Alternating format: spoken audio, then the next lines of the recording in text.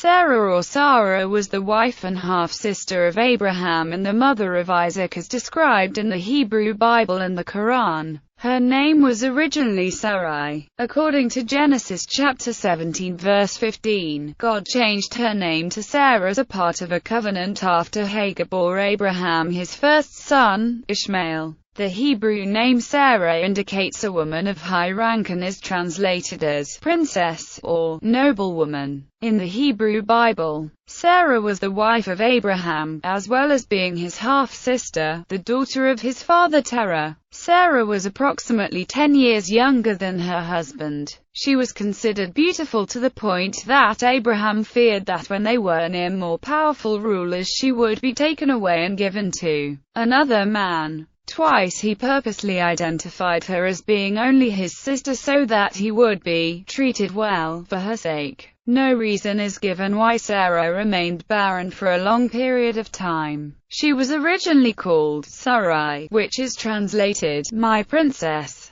Later she was called Sarah, i.e., princess. Departure from Terah. With Abram, Sarai and Lot departed for Canaan, but stopped in a place named Haran, where Terah remained until he died at the age of 205. The Lord had told Abram to leave his country and his father's house for a land that he would show him, promising to make of him a great nation. Bless him, make his name great, bless those who blessed him, and curse him that curses him. Following God's command, Abram took his wife Sarai, his nephew Lot, and the wealth and persons that they had acquired, and traveled to Shechem in Canaan. Abram was 75 at this time. Pharaoh's harem. There was a severe famine in the land of Canaan, so that Abram and Lot and their households traveled south to Egypt. On the journey to Egypt, Abram instructed Sarai to identify herself only as his sister, fearing that the Egyptians would kill him in order to take his wife, saying, I know what a beautiful woman you are. When the Egyptians see you, they will say, this is his wife. Then they will kill me, but will let you live. Say you are my sister, so that I will be treated well for your sake and my life will be spared because of you. When brought before Pharaoh, Sarai said that Abram was her brother. And the king thereupon took her into his palace and bestowed upon the latter many presents and marks of distinction. It is possible that Sarai acquired her Egyptian handmaid Hagar during this stay. However, God afflicted Pharaoh's household with great plagues. Pharaoh then realized that Sarai was Abram's wife and demanded that they leave Egypt immediately. Hagar and Ishmael, after having lived in Canaan for 10 years and still childless, Sarai suggested that Abram have a child with her Egyptian handmaid Hagar, to which he agreed. This resulted in tension between Sarai and Hagar, and Sarai complained to her husband that the handmaid no longer respected her. At one point, Hagar fled from her mistress but returned after angels met her. She gave birth to Abram's son Ishmael when Abram was 86 years old. Isaac. In Genesis chapter 17, when Abram was 99 years old, God declared his new name, Abraham, a father of many nations, and gave him the covenant of circumcision. God gave Sarai the new name, Sarah, and blessed her. Abraham was given assurance that Sarah would have a son. Not long afterwards, Abraham and Sarah were visited by 3 men. One of the visitors told Abraham that upon his return next year, Sarah would have a son. While at the tent entrance, Sarah overheard what was said, and she laughed to herself about the prospect of having a child at their ages.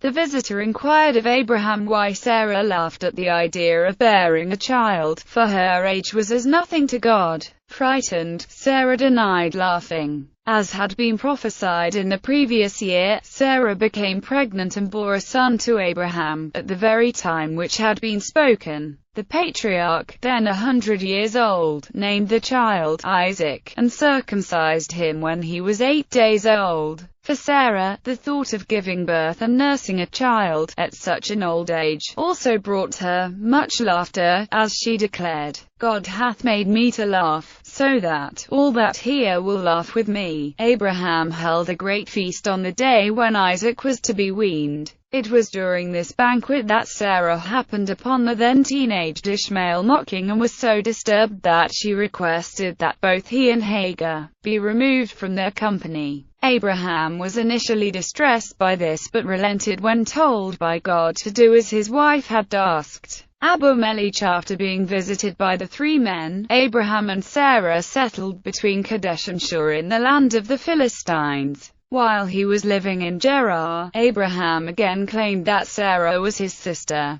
King Abimelech subsequently had her brought to him. Later, God came to Abimelech in a dream and declared that taking her would result in death because she was a married woman. Abimelech, who had not laid hands on her, inquired if he would also slay a righteous nation, especially since Abraham had claimed that he and Sarah were siblings. In response, God told Abimelech that he did indeed have a blameless heart and that was why he continued to exist. However, if he did not return Sarah to Abraham, God would surely destroy Abimelech and his entire household. Abimelech was informed that Abraham was a prophet who would pray for him. Early next morning, Abimelech informed his servants of his dream and approached Abraham inquiring as to why he had brought such great guilt upon his kingdom. Abraham replied that he thought there was no fear of God in that place, and that they might kill him for his wife. Then Abraham defended what he had said as not being a lie at all. And yet indeed she is my sister, she is the daughter of my father, but not the daughter of my mother, and she became my wife. Abimelech returned Sarah to Abraham, and gave him gifts of sheep, oxen, and servants, and invited him to settle wherever he pleased in Abimelech's lands. Further, Abimelech gave Abraham 1,000 pieces of silver to serve as Sarah's vindication before all. Abraham then prayed for Abimelech and his household, since God had stricken the women with infertility because of the taking of Sarah.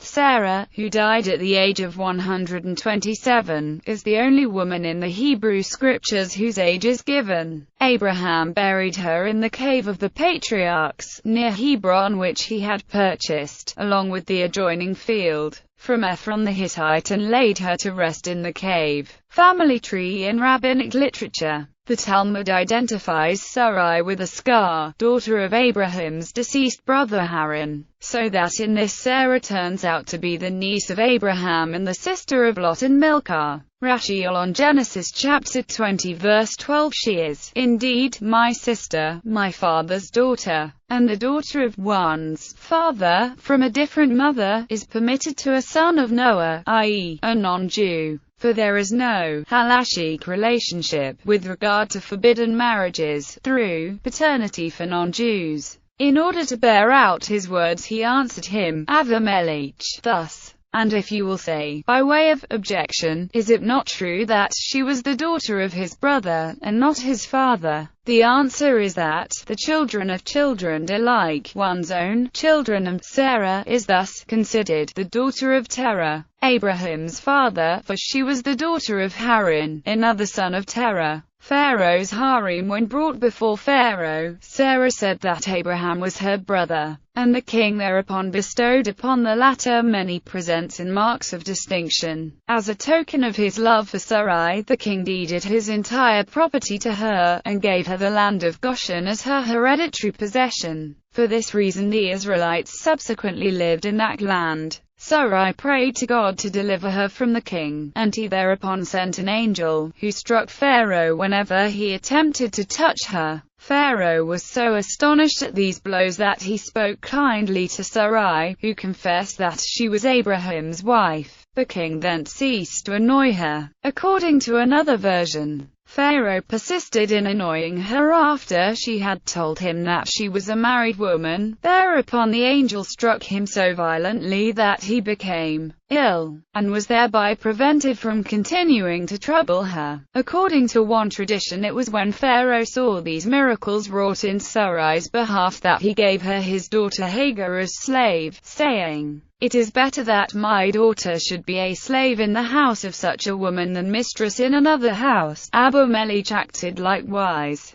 Sarah is the sister of Abraham by another mother and wife of Abraham as described in the Hebrew Bible. In Genesis chapter 17 verse 15, God changes her name to Sarah, a woman of high rank, as part of the covenant with El Shaddai after Hagar bears Abraham his firstborn son Ishmael, and is sometimes translated as princess. Relations with Hagar. Sarai treated Hagar well, and induced women who came to visit her to visit Hagar also. Hagar, when pregnant by Abraham, began to act superciliously towards Sarai, provoking the latter to treat her harshly, to impose heavy work upon her, and even to strike her. Some believe Sarai was originally destined to reach the age of 175 years. But 48 years of this span of life were taken away from her because she complained of Abraham, blaming him as though he was the cause that Hagar no longer respected her. Sarah was sterile, but a miracle was granted to her after her name was changed from Sarai to Sarah. According to one myth, when her fertility had been restored and she had given birth to Isaac, the people would not believe in the miracle, saying that the patriarch and his wife had adopted a foundling and pretended that it was their own son. Abraham thereupon invited all the notabilities to a banquet on the day when Isaac was to be weaned.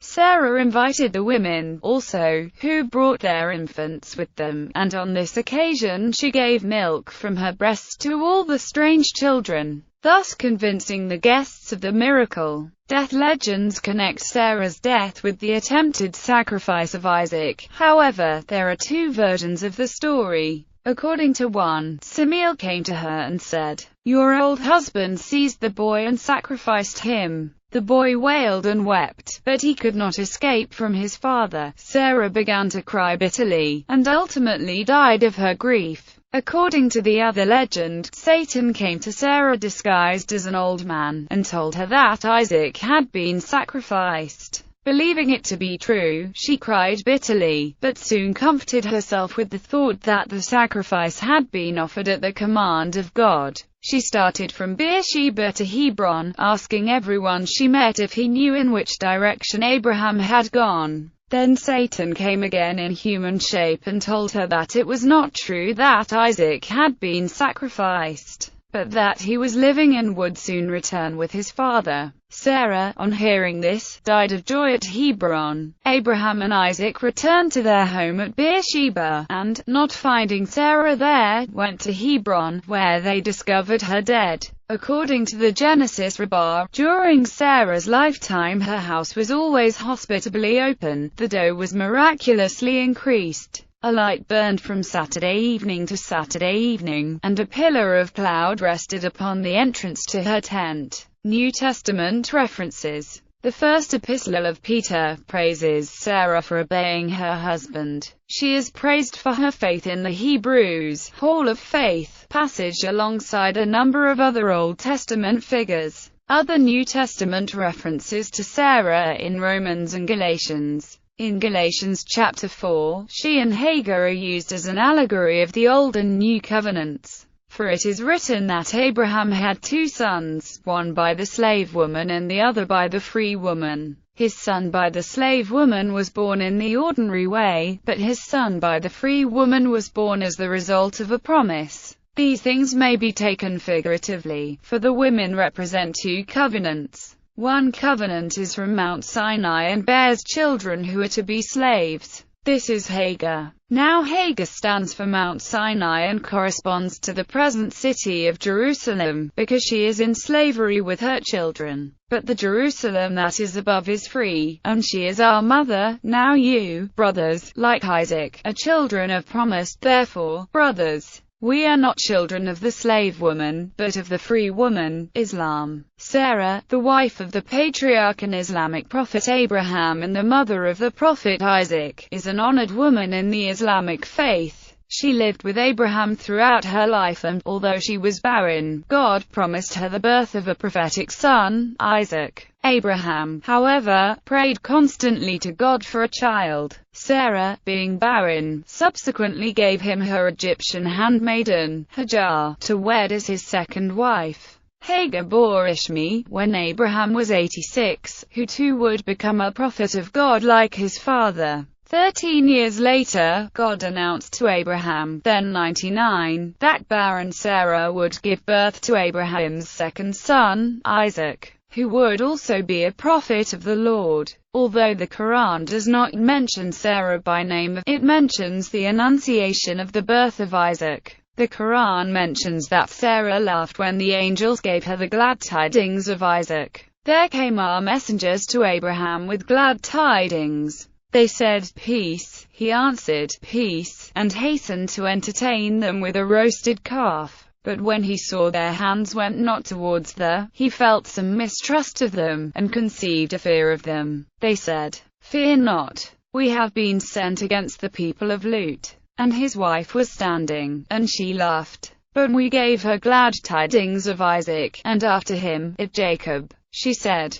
"Alas for me! Shall I bear a child, seeing I am an old woman, and my husband here is an old man? That would indeed be a wonderful thing." Quran, Surah 11, Ayat 69-72. Tomb of Sarah. Sarah is believed to be buried in the Cave of the Patriarchs. The compound, located in the ancient city of Hebron, is the second holiest site for Jews, and is also venerated by Christians and Muslims, both of whom have traditions which maintain that the site is the burial place of three biblical couples, Abraham and Sarah, Isaac and Rebekah, and Jacob and Leah. According to the Book of Genesis, Abraham purchased the plot of land for her tomb from a man named Ephron the Hittite. Contemporary works and analysis. Sarah has been featured in several novels, and she is the central character in Sarah by Orson Scott Card in the Women of Genesis series, Sarai, a novel by Jill Eileen Smith, and Sarah, a novel by Marek Coulter. In the Christian fiction novel Redeeming Love by Francine Rivers, the protagonist, called Angel, throughout the duration of the story, is barren. At the end of the book, she reveals that her birth name is Sarah to her husband, who takes the revelation as a promise from God that they will one day be able to have children. In the 1994 movie Abraham, Sarah is portrayed by Barbara Hershey. Sarah is also a subject discussed in non-fiction books. In 12 Extraordinary Women by Pastor John F. MacArthur, her life and story is analyzed along with that of Eve, Rahab, Ruth, Hannah, Mary the mother of Jesus, Anna, the Samaritan woman, Mary of Bethany, Martha of Bethany, Mary Magdalene, and Lydia. Sarah appears in Slightly Bad Girls of the Bible. Flawed Women Loved by a Flawless God by Liz Curtis Higgs alongside several other biblical women. Some classical and modern scholars have analyzed Abraham's reasoning for hiding Sarah's position as his wife. Rashi argued that when a stranger comes to town, the proper thing to do would be to inquire if he needs food and drink, not whether his female companion is a married woman, and hence as Abu Melech did the latter. It tipped off Abraham to the fact that there is no fear of God in this place, and so he lied about his relationship with Sarah in order to avoid being killed. Christian interpretation of the incidents has varied considerably.